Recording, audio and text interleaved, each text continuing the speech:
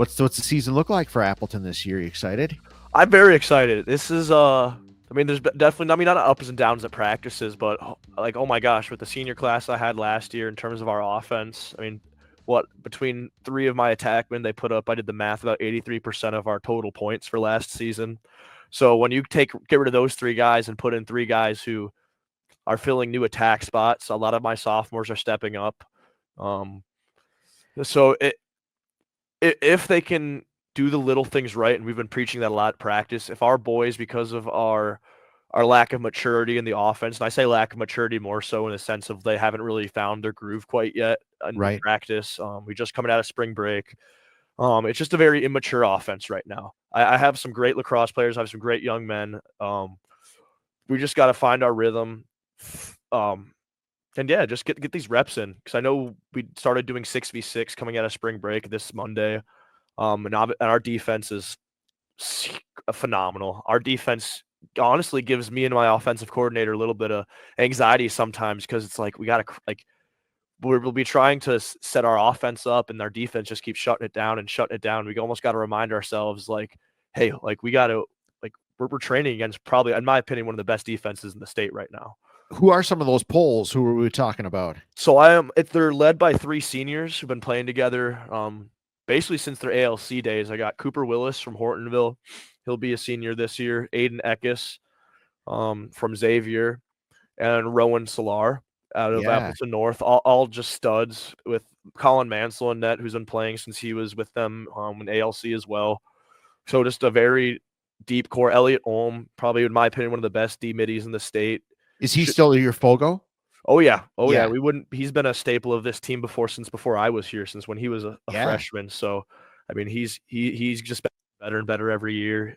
He's Yeah. one of our captains this year. Been very vocal. Did he cut his hair? Is it still long? No, he's still rocking it. There's no chance Attaboy. that's going anywhere. I've seen it cut Attaboy. once, and it.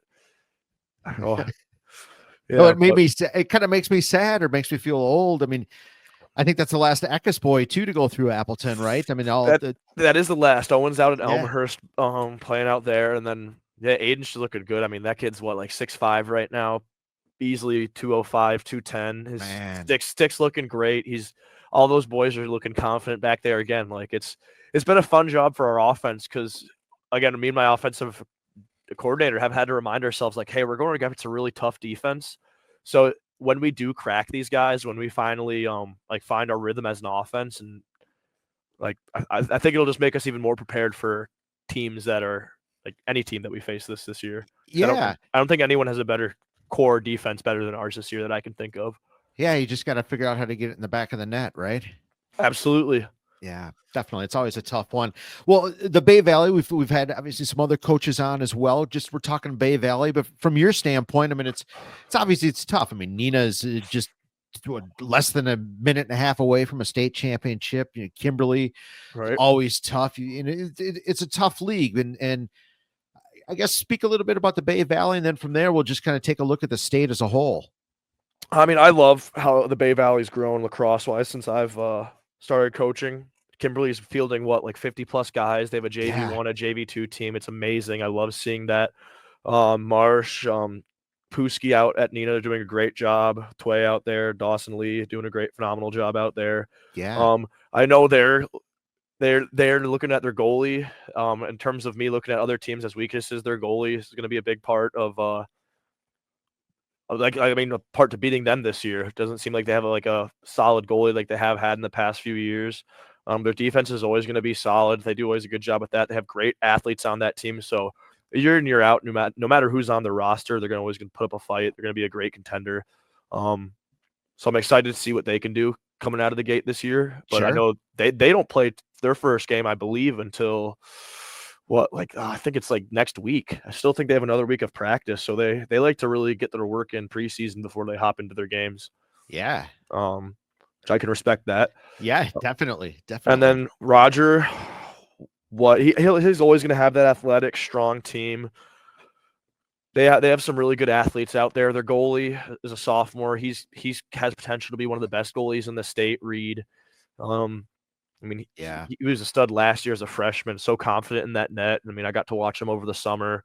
Got to watch them in our 6v6 tournament this winter or this early spring. Where was that one held? I always liked that tournament. That was so actually it was in Oshkosh, but Right. now the folks out at Rib Mountain are hosting it. So Wausau was hosting it at the what's it? There's a new bubble there, right? A new dome. Yeah, well, it's not a dome. It's a beautiful facility. At DC Everest. Sorry, Dad, that's the school that owns it. So Indoor, DC almost Everest. like an airport hangar, right? Kind of big. Oh my gosh, yeah, Yeah. absolutely, it's gorgeous, and I think they're planning on doing that year in year out, which will be awesome and something we'll definitely having to be attending because my first year with the program when Owen was there, that 6v6 tournament was so much fun. A great way to start the season out. Energy's high coming off of that right into practice. Like it was phenomenal. Oh, absolutely. It was always one of my favorite days to ref. I love working that tournament. Great tournament for sure. As a state, I mean, there's and some great state players actually come to that 6v6 tournament. But I mean, I know there's the Middletons, the Arrowheads, the usual suspects. But any players, I guess maybe a better question would be any players throughout the state that you're kind of looking forward to playing against and any special teams that are on the schedule for you? I don't really think honestly this is the first year I haven't really had any standout players across my mind. I feel like we lost a lot of really talented seniors in this following class that I have had my head up, like just a knowledge of throughout the past few years. I mean, I see what guys post on Instagram and I see the guys who are committed, but there hasn't been a guy that really stands out to me. I look forward to playing McQuantico. I look forward to playing Kettle Moraine. I look forward to playing all the teams I know are very well coached, have quality lacrosse players who are going to give us a really hard time. Whether they're having a good day or a bad day, they're just very fundamentally sound teams. And I really look forward to playing those guys because that's, I feel like, true tests of where a program stands, where our team stands. Just as a lacrosse team, let alone as athletes, because that team, you could be as athletic as you want, but when you're facing teams like that who have the fundamentals down, who do the little things right, it's just hard to beat teams like that. So I try to get those games, and yeah. But how do you feel a couple years now into being a head coach? I mean, you're still pretty young. How do you feel? How's it feel being a head coach? I mean, I was kind of talking about this. I forget who with, but it feels like each year has been like a year of high school. Like I had my freshman year, kind of didn't really know what was going on. I had obviously the coaches around me helping out a lot, the booster club around me helping a lot.